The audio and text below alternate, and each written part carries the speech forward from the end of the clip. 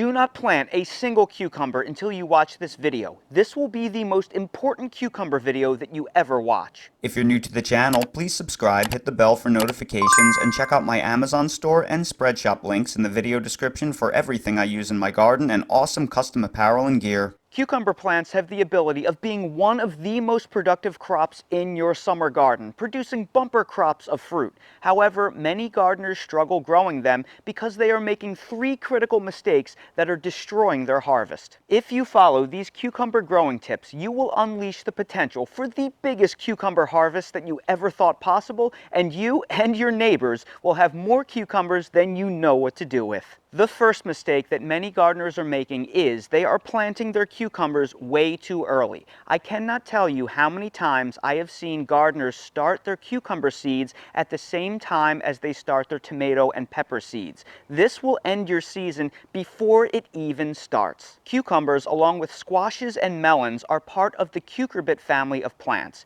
They are tropical vines that grow very quickly. Cucumber seeds will germinate on a seedling heat mat in only about 3 to 4 days, which is less than half the amount of time of most tomato and pepper seeds. Once germinated, they will reach mature transplanting size in only about 3 to 4 weeks. Again, less than half the amount of time of most tomato and pepper plants. Additionally, your cucurbit plants are much more cold sensitive than your tomatoes and peppers. While your tomatoes and peppers can tolerate chilly nights in the 40s, cucumbers hate temperatures below 50 degrees Fahrenheit. So it is actually best that you delay transplanting out into your garden until about 2 weeks after your last chance of frost date to give your nighttime temperatures a little bit of time to moderate. So if you start your cucumber seeds on the same schedule as your tomato and pepper seeds, you will likely be starting them about 4 to 6 weeks too early.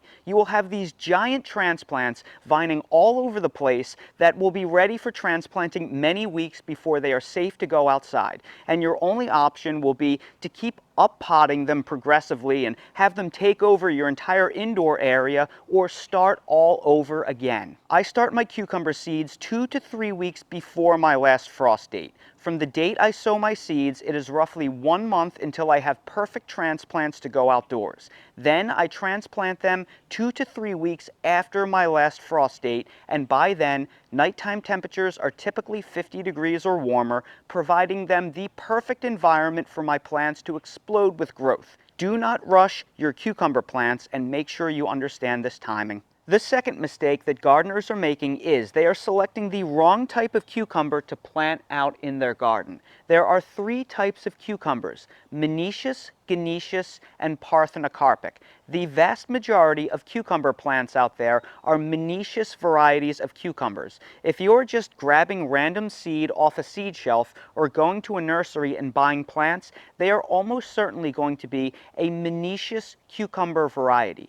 Monoecious cucumbers are self-fertile, but they have separate male and female flowers. So in order for a cucumber to form and hold to maturity, pollen has to be transferred from the male flower to the female flower. Now, for the industrious gardeners amongst us, this can be done by hand with a makeup brush. I've showed you how to do this many times before. But the natural process of this pollen transfer is via pollinator insects. Your pollinator insects, like bees and wasps, are supposed to naturally transfer that pollen for you.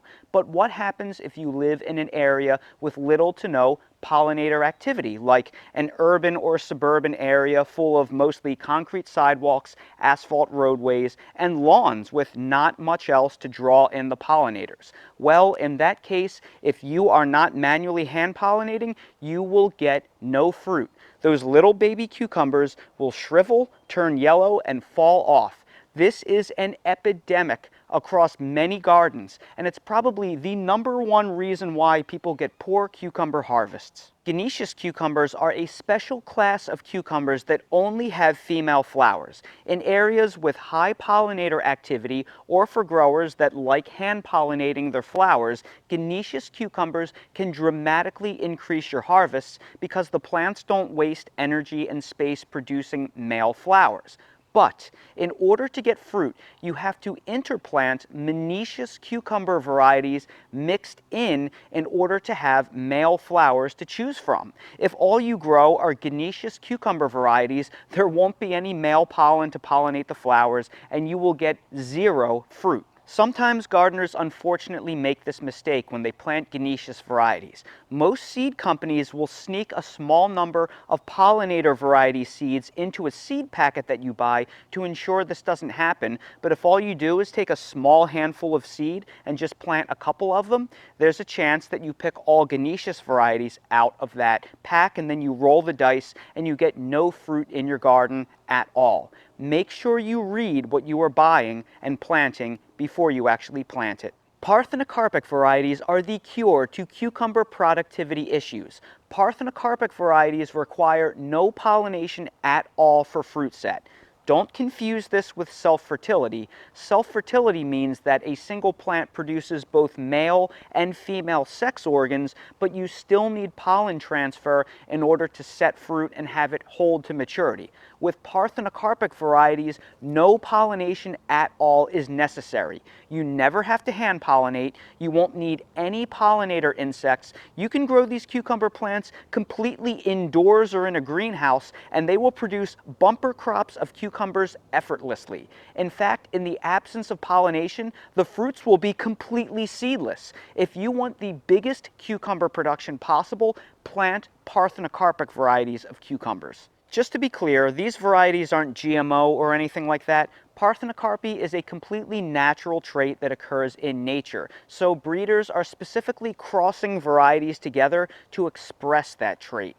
I'll place a table of different parthenocarpic varieties here, as well as links down in the video description to places you can purchase seed for these varieties. These cucumbers have been game changers in my garden. They are so good, they are virtually all I grow now, and they are becoming so popular, they are beginning to dominate seed exchanges. I had incredible success last year growing the varieties Merlin, Party Time, and Diamant, and I am trying several new selections this year.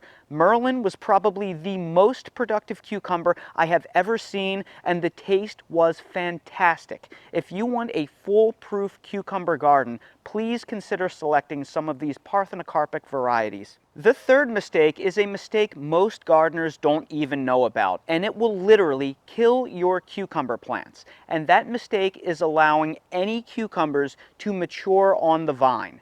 The fundamental function of every plant in nature is to reproduce, to spread its seed and produce offspring. Cucumber plants really take that to heart. In fact, they live for it. Literally, so seriously do they take this requirement that once they produce any mature seed, they completely lose the will to live. I know it sounds crazy, but it's true. If you let a single cucumber reach maturity on the vine, your plant will fulfill its reproductive requirements and begin to die.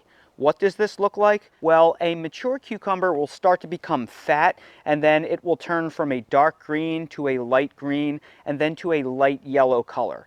If you find a yellow cucumber on your plant, prepare a eulogy, because that plant is now a goner. The remaining fruits on the plant will start becoming bitter, and within a couple of weeks, the whole plant will die back. The way you keep your cucumber vines productive is by picking the fruit as early and often as possible. In fact, picking your cucumbers early and often tricks the cucumbers into overproducing fruits because they panic at the notion of not being able to produce any mature seed. Cucumbers are truly a plant where the more you take, the more they give back. So please, check your cucumber plants over very carefully every day and pick the fruits while they are firm, crisp, and with small seed cavities. Doing this will send them into production overdrive. Just remember, all of this fruit production does come at a cost, so you will need to fertilize the plants every 7 to 10 days generously to give them the nutrients they need to keep up with this radical production. Just whatever you do, don't let any fruits become large and produce mature seed on you, or the productivity party will come to an end. Now it's time for a bonus tip. Please, whatever you do, do not try and keep a single cucumber plant alive and productive all summer long. It pains me to see gardeners trying to keep these old, tired plants on life support. Cucumbers germinate quickly, grow quickly, produce quickly, and they die quickly. Once a cucumber plant begins producing fruit, they really only are productive for about 30 to 60 days, and the hotter your climate is, the faster they will quit on you. Trying to keep those plants productive beyond that time frame is an exercise in futility. The way you maximize your garden's cucumber productivity all summer long is to start a couple of fresh new plants from seed every 4 to 6 weeks. That way, you will always have fresh, young, productive vines in your garden throughout the season at the peak of production. If you time things properly, your old vines will be tiring out just as your new vines begin to produce new fruits. Here is how you do it. When you transplant your first cucumber plants out into your garden for the season, that is your cue to start a second wave of transplants indoors from seed. As your initial plants transition into full productivity, that is when you will transplant your second wave of cucumbers into your garden and also start a third wave from seed indoors. As you rip out the initial plants, you will be transplanting the third wave of plants into your garden and starting a fourth wave of seed indoors. Wash, rinse, and repeat. Here on the southeastern coast of North Carolina, I usually have 4 waves of cucumbers planted progressively throughout the year. If you follow this method, you will have healthy, productive vines all the way until frost. And that right there are the 3 biggest mistakes that gardeners make when growing cucumbers and how to correct those mistakes so you have the wildest cucumber productivity of your life. I follow all of these methods myself, and my cucumber game has boosted up to the stratosphere. Check out some of my cucumber videos from the past couple of years if you don't believe me. I have had incredible production, and I know if you incorporate these cucumber growing tips into your garden, you will have success too. So everybody, I sure hope you found this video helpful. If you did, please make sure to hit that like button, subscribe to the channel, and please ring that notification bell so you're notified when I release more videos like these. I will place direct links down in the video description to some cucumber variety seeds that I recommend that I've had great success with, as well as some other new parthenocarpic varieties for your enjoyment. If you're curious about anything I use in real life to grow cucumbers or anything else in my vegetable garden, I have them all linked down below in my Amazon storefront, so expand the video description, click on the Amazon storefront, and you'll see everything I use in real life. And while you're down there, please check out my spread shop for custom merch if you want to support the channel. Thank you all so much for watching, and I hope to see all of you again on the next video. Well, Dale, are you ready to experience your first ever real snowstorm? It looks like we got about 3 inches of snow last night. If you could even call it that. It is like solid ice, really. What do you think, buddy? First snowstorm and hopefully last snowstorm, right? What is this? What is going on? I've never seen such a thing.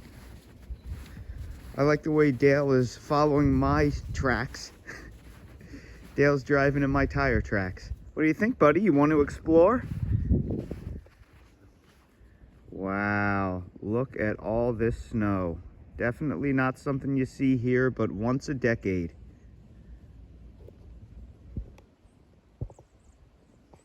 Are you all done your exploring, buddy? Can't wait to get back inside, right? One and done snowstorm for Dale. He doesn't need another. Let's go get warm.